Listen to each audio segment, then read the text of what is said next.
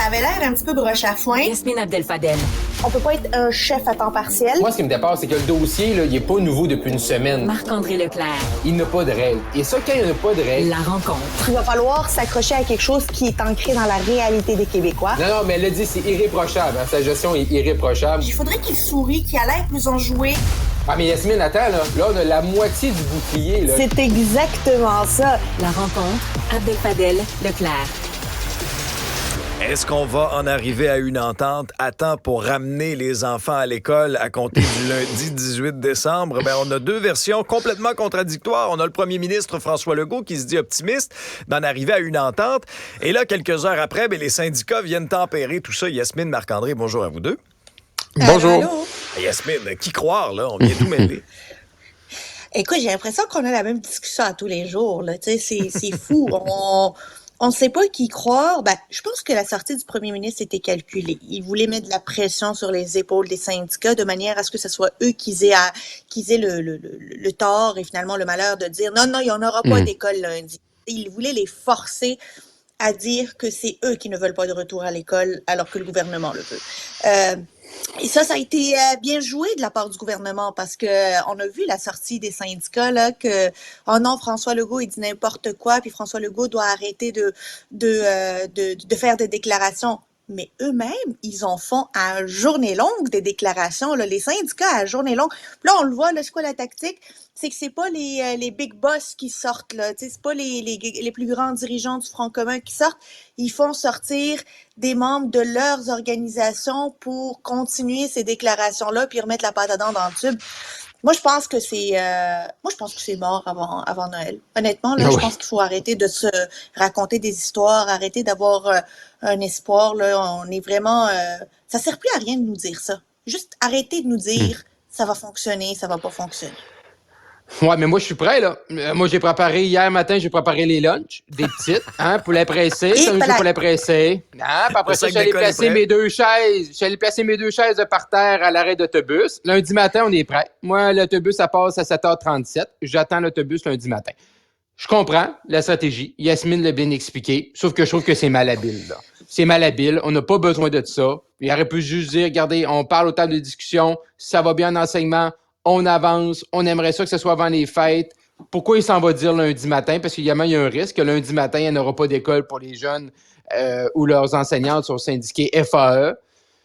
Pourquoi créer ça? C'est sûr que la FAE allait réagir. Là, la FAE sort ce matin à 9h30, va remettre les pendules à l'heure, va dire pourquoi le gouvernement nuit aux négociations. Et la FAE va probablement dire, nous autres, tu sais, lundi, là, ça arrivera pas. Puis en plus, là, si M. Legault avait des enfants là, d'âge scolaire, primaire, secondaire, il aurait reçu, lui, la note que moi j'ai reçue la semaine dernière qui dit, même s'il y a une entente, là, mettons jeudi ou un vendredi, peu importe la journée, là, l'école va pas nécessairement rouvrir le lendemain matin, 8h, là. Parce que là, il faut rappeler les brigadiers, il faut rappeler les chauffeurs d'autobus, il faut se retourner, il faut mettre 2 bûches dans le poêle pour réchauffer l'école, comme dans le temps d'Émilie Bordelot. Mais tu sais, même là, s'il y a une entente à matin, là, l'école lundi, là, je suis pas certain. Parce que là, en plus, la FAE, là, eux autres, là, eux autres, ça jase. Tu sais, quand il y a une entente, là, ça prend 2 jours, là, à regarder ça, puis à dire qu'est-ce qu'on fait, puis qu'est-ce qu'on fait pas. Fait que lundi, là, c'est irréaliste. Fait pourquoi aller mettre de l'espoir dans des parents? Tu sais, nous, on suit ça, là, à la virgule, puis on suit ça, c'est notre métier. C'est notre job, là. Mais le parent, hier, là, qui est allé porter ses enfants chez les grands-parents, puis qui s'en va travailler, là, lui, là, lundi. Donc, c'est donné, moi, je trouve Yasmine, ça irresponsable. C'est irresponsable. Ouais, donc, Yasmine, c'est donner un peu de faux espoirs aux parents? C'est pas tant des faux espoirs. Lui, il dit qu'il a il vise lundi. Il a pas dit non plus les écoles vont ouvrir lundi, mais il force les syndicats à dire non, ça va pas se faire, malgré les avancées. Parce que moi, ce que je trouve particulier dans cette négociation-là, d'habitude, si tu fais des grandes avancées, là, puis que ça commence à aller bien des tables de négo, tu suspends, tu mets entre parenthèses ta grève le temps de s'il y a d'autres blocages, là, tu sais, mais tu fais pas. En négociant, là, tu pars ta négociation puis tu mets tout le monde en grève. Puis je pense que le premier ministre essayait d'exprimer ça, peut-être de manière malhabile. Je suis d'accord avec toi, Marc-André, peut-être qu'il aurait dû dire Moi, j'ai espoir qu'on va retourner à l'école avant le temps des fêtes. Peut-être que lundi, c'était un petit peu trop ambitieux pour lui, là. Mais à suivre. Mais honnêtement, là, sortez les pyjamas de Noël, là. Les enfants, ils sont nulle part, là. Non, mais il veut dire, François Legault et Sonia Lebel, là, ils savent là, que ça va pas retourner à l'école avant le 20... les dernières journées, c'est vendredi le 22. Là. Ils savent. Là. Je veux dire, la FAE, là, puis tu sais, je veux dire, la FAE, là, je trouve pas qu'ils sont extraordinaires. Là. Moi, là, un syndicat qui lance ses gens aussi loin d'une entente au jour 1 en grève générale illimitée, je trouve ça irresponsable. Là. Tu fais pas ça, là. Surtout quand t'as pas de fonds de grève, là. Tu veux que ton monde s'appauvrisse, tu veux qu'ils passent pas Noël. Je veux dire, je comprends, ils ont des convictions, puis les profs, ils méritent toute notre admiration, puis ils méritent des meilleures conditions. Mais fais un crescendo, pas au premier jour que t'arrives, puis tu te mets en général illimité. Mais Sonia Lebel puis François Legault, ils savent là, qu'il n'y aura pas d'école avant les fêtes. Il veut bien paraître, puis dire, ben oui, mais c'est ça, ben moi, là, j'aimerais ça, j'ai bon espoir lundi, mais je pense que c'était inadéquat, là. Pendant ce temps, il y a la ministre du Tourisme, Caroline Proulx, qui a des grandes aspirations pour le stade olympique, qui rêve d'attirer la NFL, qui rêve à une Taylor Swift. On sait que le stade aura besoin de grosses rénovations. Ça pourrait coûter très cher. La presse avance 750 millions environ. Notre toile mal aimée du stade a l'air d'une courte pointe tellement qu'elle est patchée. Je vous fais entendre la ministre. Les dépenses touristiques associées à la présence de Taylor Swift du côté de Toronto, 1600 $ US par spectateur, 42 000 spectateurs, fois 5 jours. C'est 350 millions de dollars que le Québec et que la métropole du Québec échappe. Yasmine! Hey, oh my God! C'est Taylor Swift! Elle parle de Taylor Swift comme si c'était l'usine de Medicago qui était en train de choisir entre Toronto et Montréal. Là. Ouais, exact. Ouais. C'est assez... C'est Taylor Swift, là, mais il n'y a pas juste Taylor Swift. Je comprends qu'on est jaloux de ne pas avoir Taylor Swift à Montréal. Là, puis qu'il y a bien du monde à Cube qui aurait tellement voulu avoir Taylor Swift à Montréal plutôt que de pouvoir aller à Toronto. Il y a un bon public. Il y a un bon public à Cube, mais honnêtement, le stade, là, 750 millions de dollars, là, c'est pas Taylor Swift l'argument principal. C'est de savoir qu'on a comme le nez de Cyrano de Bergerac en plein milieu de la ville, là, puis le nez, il coule. Le nez, là, il morve. C'est ça, notre stade. Puis on a des trous dans nos Kleenex. Puis on a des trous dans nos Kleenex. 750 millions de dollars, c'est le jour de la marmotte. À chaque 5 ans, on parle du maudit toit. On peut-tu juste le changer puis passer à autre chose? Parce que plus on en parle, plus on attend 10 ans, plus ça va coûter cher, notamment à cause de l'inflation. On peut-tu juste le faire ou décider que le stade olympique, on n'en veut plus? C'est un des deux, mais il faut arrêter de tergiverser là-dessus. Non, mais moi, quand j'entends la ministre Proulx, j'avais comme l'impression d'entendre les calculs d'Éric Girard sur le retour des Nordiques. Là. 10%? Hein? Il y a tant d'équipes, 10%, puis une chance sur 2 que ça revienne, puis là, il est dans ses calculs. Mais, tu sais, c'est le fun de dire, hey, on va rénover le stade olympique pour Taylor Swift, là. Mais, je veux dire, après, on a vu le dernier show de Metallica, là. Ça sonne la canisse. Le son est épouvantable. Fait que là, ça prend combien, là, au-delà du toit, là, qui est déchiré en deux, qui se met avec 20 000, je sais pas comment avec 20 000 déchirures, il peut tenir encore. Mais là, ça sonne la canisse. Fait que ça prend combien, là? C'est ça aussi que le gouvernement va devoir arriver avec un plan. Parce que là, on va faire ça pour quoi, là? On va mettre quoi dans le stade, là? Oui, j'ai rien contre le stade, là. On peut-tu le faire comme à un moment donné?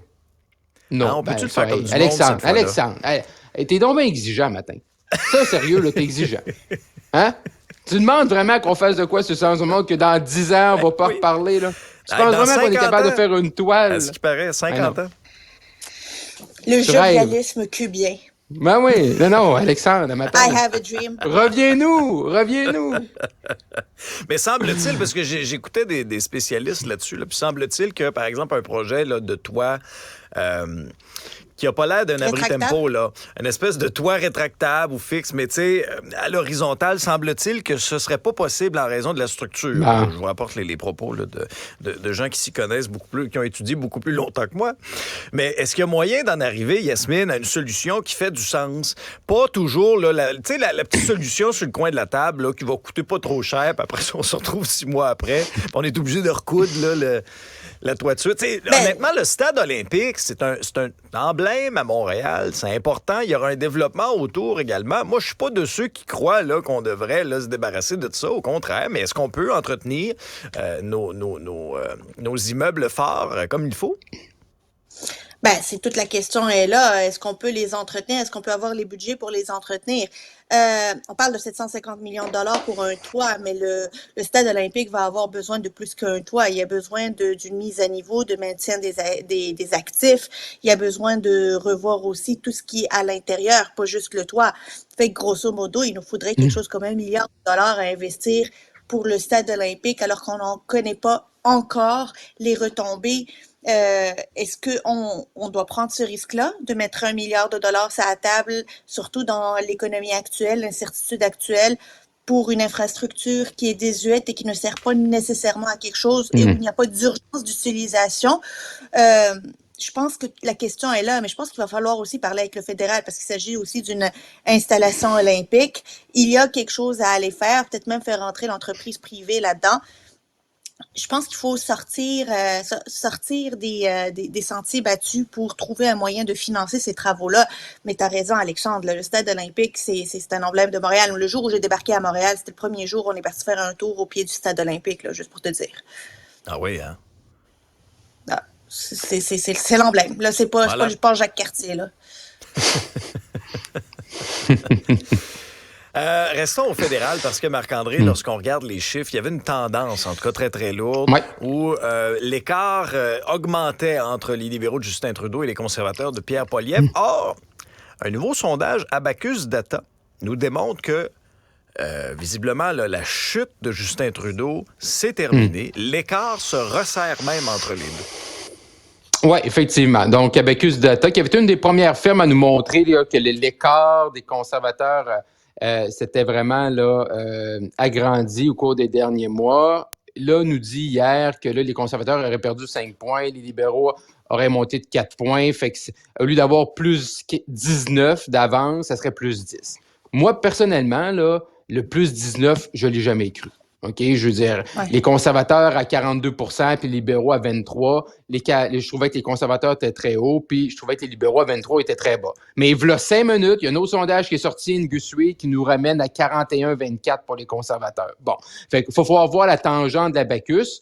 Moi, également, ce que je regardais d'Abacus hier, parce que au-delà des chiffres, pour moi, il y a un point d'interrogation qui ne fonctionne pas. C'est qu'il dit, Abacus, que l'avance chez les femmes des conservateurs est plus grande que l'avance chez les hommes. Ça arrive jamais, là. Des sondages fédéraux, j'en ai eu 150 millions sur mon bureau comme chef de cabinet. Les hommes sont plus portés habituellement à voter conservateur que les femmes. Dans le Abacus d'hier, c'est l'inverse. Fait que pour moi, c'est un point d'interrogation. Également, quand je regarde chez les 18-34 ans, en 2 semaines, puis c'est ça aussi qui est avec Abacus, il faut voir, c'est comme si en 2 semaines, il y a un grand changement, là, ce qui est plutôt rare. D'habitude, ça se fait sur une plus longue période. Chez les 18-34 ans, les libéraux auraient gagné 12 points en 2 semaines. Fait que bon, ça se peut que ce soit vrai, ça se peut que ce soit au début d'une tangente, que les autres sondages qui vont venir vraiment cibler le mois de décembre, c'est une lumière jaune pour Pierre Poilievre, ça c'est sûr et certain. T'es mieux d'être plus 19 qu'à plus 10, mais d'un autre côté, tu veux pas arriver dans une campagne dans 1 an, 1 an et demi, 2 ans avec 20 points d'avance, là. Parce que c'est sûr que tu vas baisser, puis c'est sûr qu'à un moment donné, ils vont dire que tu es sur une pente descendante. Puis également, tu veux que ton monde sur le terrain travaille. Parce qu'à plus 20, là, tout le monde se met les 2 pieds sur la bavette du poil, puis on attend le jour du vote. Fait que mais à plus 10, ils sont encore majoritaires, ils mènent encore par 9-10 points en Ontario. C'est pas la panique, mais c'est une lumière jaune. Comment tu réagis, toi, Yasmine, si tu es Pierre Poilievre, en voyant ces chiffres-là? Ben, en fait, si le sondage est confirmé par d'autres sondages qui sont de la même tendance, c'est de dire que il y a une usure du pouvoir de Justin Trudeau. Le monde ne veut plus de lui, donc ils veulent voter pour moi, mais à ce moment-là, il faut avoir le ciment pour les retenir. Comment les retenir? Fait qu'au-delà de le rejet de Justin Trudeau, il faut qu'ils veuillent rester chez les conservateurs. Il faut leur donner une motivation supplémentaire. Donc, il faut faire des propositions qui leur donnent le goût d'imaginer un gouvernement conservateur, pas juste d'imaginer un gouvernement pas libéral. Puis il y a toute la différence là-dedans, puis je pense que c'est là où Pierre Poilievre n'a pas encore tout à fait scoré. C'est de donner l'option de dire à quoi ça va ressembler un gouvernement mené par Pierre Poilievre, conservateur, et est-ce que ça me tente? à cette réponse-là, il faut répondre oui. Parce qu'on le voit, là, lui, il nourrit encore là, le poil de disons, la colère contre Justin Trudeau, la déception de Justin Trudeau. Là, il est en train de pousser ça à son maximum pour essayer d'attirer tous ceux qui sont fâchés. Mais il va falloir bientôt passer à la prochaine étape parce que ce monde-là, là, c'est pas des votes qui sont bien solides. Là. Il suffit que Justin Trudeau commence à remonter, qu'il change un petit peu de ton, donne quelques bonnes nouvelles, puis ça peut vite migrer. Il faut les retenir, puis je pense que Pierre Poilievre, là, s'il y avait un défi en 2024, c'est de faire des propositions plutôt que juste des dénonciations. Et il ne faut jamais oublier le fait que Justin Trudeau, c'est un habile campaigner. Et je comprends votre prudence, parce que, en tout cas, quand on se fie au dernier sondage, le seul qui a planté autant, oui, aussi vite, ben c'est François Legault. Alors, je comprends quand même votre prudence en analysant ces chiffres-là. Yasmine Marc-André, merci à vous deux. Bye bye.